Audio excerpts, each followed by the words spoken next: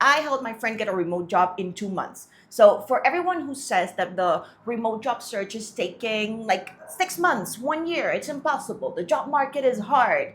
You cannot do it nowadays. Maybe back then, but now there aren't as many remote companies hiring. And when I do find remote jobs, they are scams or they don't pay well. Okay, all of that is a sign that you do not have a good foundation in terms of the remote job search, and you do not know where to look to find the legit remote jobs, and you don't know how to identify the skills that you already have. So a lot of you are wasting time trying to learn a new skill when you could already be applying for remote jobs with the skills you already have. And then when you finally get your first remote job, maybe the first one is not going to be great. That's what happened to my friend, and I'll tell you more about her case and the obstacles we had to overcome because she had no remote work experience. Of course, I helped her land her first remote job, which is what I help a lot of people with. So a lot of people waste time trying to learn a new skill, but they don't know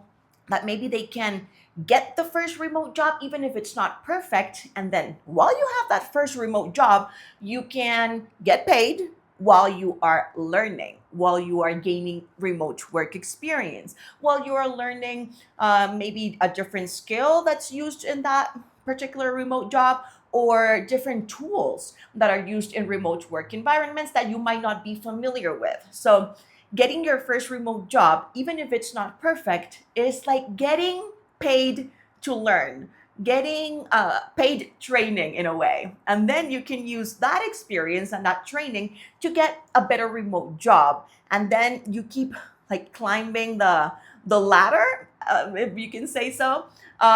Because nowadays, you don't have to stay in the same job forever and ever. Okay, actually advice against that. I remember like my grandpa, he worked in the same company. Like his very first job was at the company where he retired from. And I know that maybe a lot of our grandparents, maybe even parents, have done kind of like the same thing. And that was like that kind of loyalty was rewarded.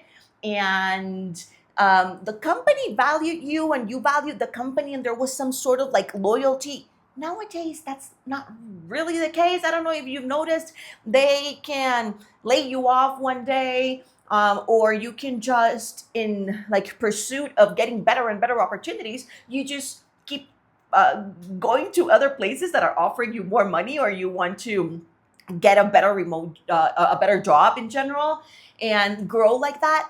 And that's completely normal. You can hop jobs in order to grow your career, because otherwise, if you don't do it, then you might stay in the same company forever, and maybe the salary increase is not going to be as much, and you're going to kind of stay with the same benefits and kind of like in the same environment without a lot of professional development. So nowadays, you get that first, and I'm going to speak specifically about remote jobs because that's what I focus on.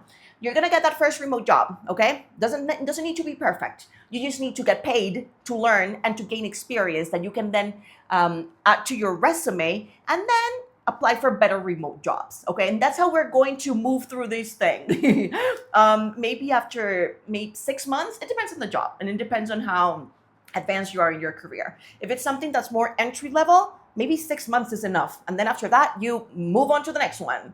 Okay. If you're a little bit more senior in your career, then of course you might have to stay in your position 1, 2, 3, 5 years, and then you can maybe hop on to the next thing. Okay. So she got her first remote job after 2 months, doing exactly what I tell everyone to do and what I taught her step by step, which is basically number one, we identify the skills you already have. She did have a marketing degree, so that helped, but she didn't have a lot of experience in that field. She's actually a singer. She was working in bars and like parties and restaurants, and she was doing this pretty much every day until like 4 a.m. So, as a woman working until 4 a.m. every night, of course, it was paying the bills, and in a way, it was fun because it was part of like her passion because she's a great singer.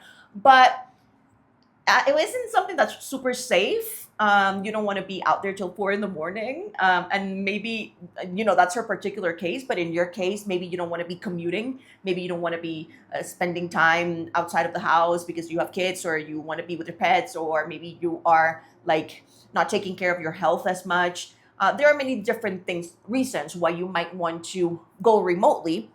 There are so many perks to go remotely. And in her case, she wanted to stop doing all of that and she wanted to be home and work from home, and that way she could work more on her passion, which was like releasing her own music and all that. So remote work is so perfect for people who are like pursuing a passion or have like a personal project, or artists, because being able to work from home, it gives you more time, and you don't have to commute, you don't have to spend so much time in an office, and that basically frees up your time to do your own thing and work on your craft, right? So yeah, she didn't have the experience in remote work, but she did have a lot of skills already, and that's what happens with a lot of people. You think that you don't have the skills to work remotely, but there are things that you already do personally, or for fun, or maybe to help someone, that are considered transferable remote skills,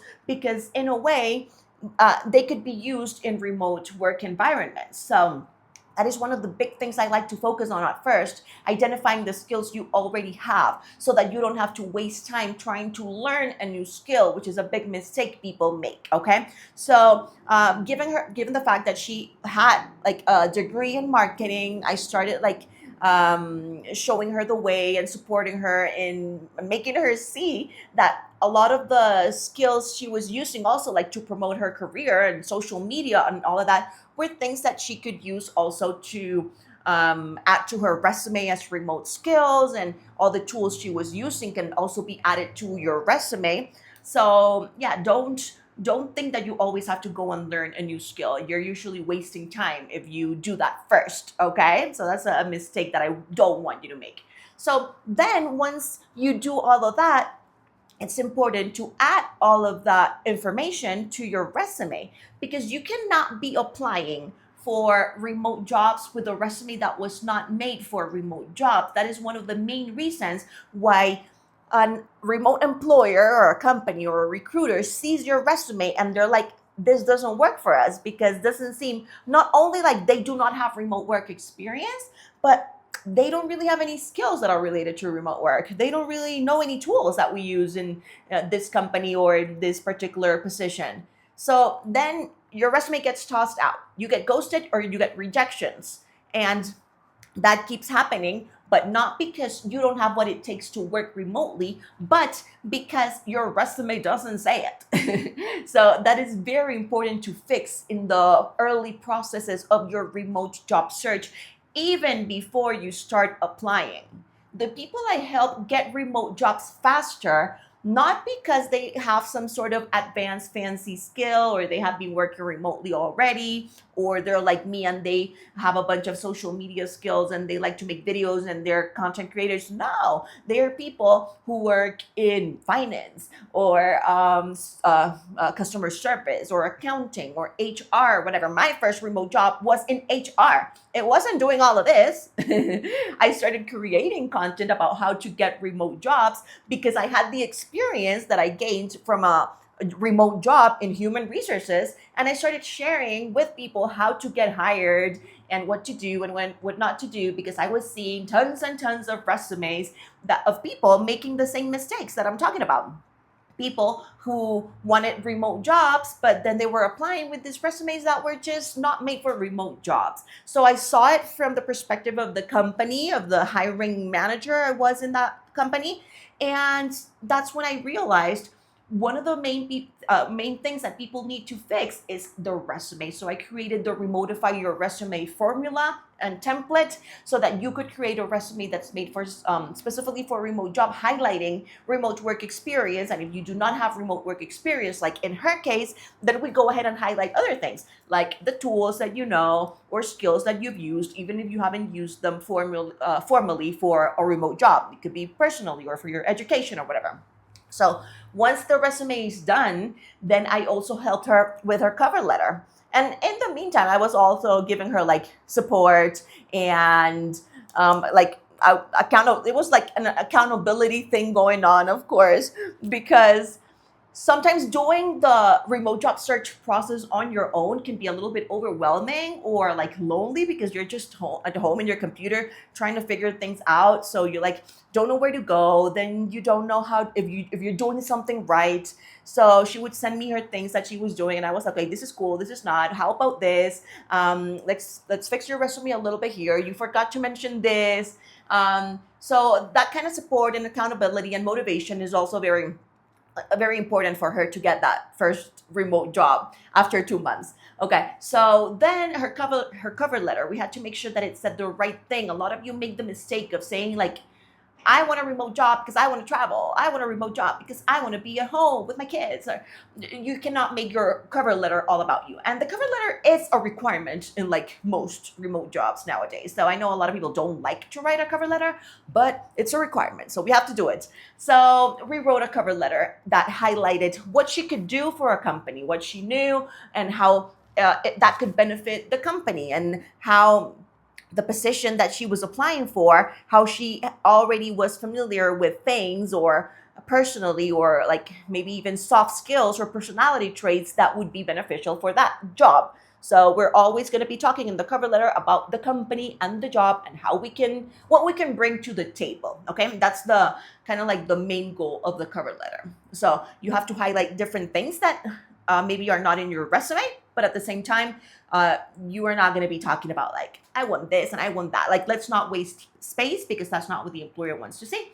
So we fixed the cover letter. And then, very important, this is something that people skip. They think like the remote job search and finding remote jobs is just like Googling remote jobs and then looking what pops up and then applying. And then usually what pops up when you just like try to look for remote jobs like that without like really knowing where to look, it's gonna be like jobs that don't pay well. It's gonna be jobs that maybe are scams. Of course, the first things that pop up on Google are things that sometimes are paid, or maybe they are like remote job boards that you have to pay for. I have a free one, by the way. It's called wantremotejobs.com, so you can start there.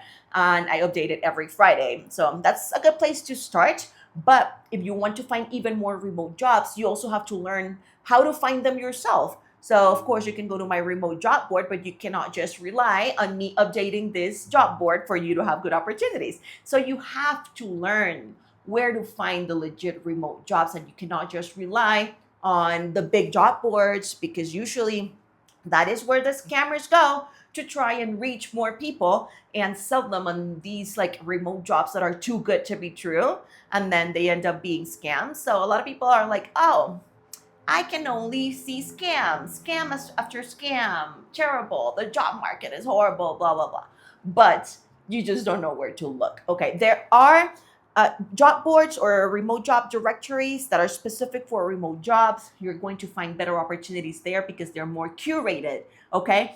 In the big job boards, usually you'll find all sorts of things, and some things might not be remote. So you're also going to be wasting time trying to like figure out what's remote, what's not, what's hybrid. What are they advertising as remote to get more candidates, but it's actually not fully remote? That happens in the big job boards. Maybe you've seen it.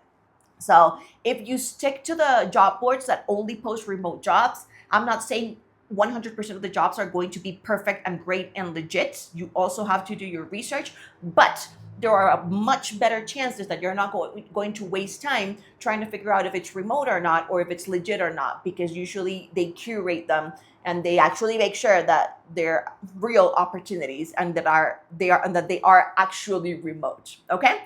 So that doesn't happen on LinkedIn, for example, where you have to like try to figure out, is this hybrid? Is this actually remote? What is this, with the job boards that only post remote jobs, you don't go through that. So you don't waste time. So you find better opportunities, and you go and you have more time to actually apply to the good ones. Then another thing that I'm going to recommend you doing is go to find remote companies, fully remote companies or remote first companies, okay? Write those two down. fully remote companies or remote first companies. You're going to research those kinds of companies to find a list. And then once you have a list, you're going to go to the career pages of those companies. Okay.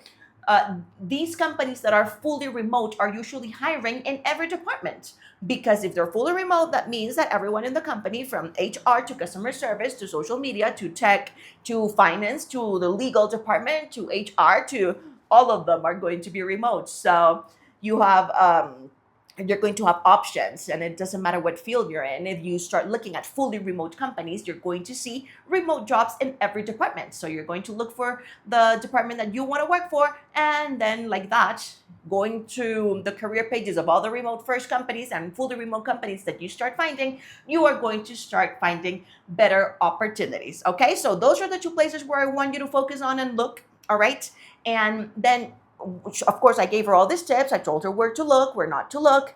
I also started teaching her how to avoid online scams, because that's a big important part of the remote job search, knowing how to identify the online scams so you don't waste time.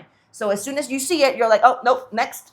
You don't waste time like even reading it, because you know that's a scam.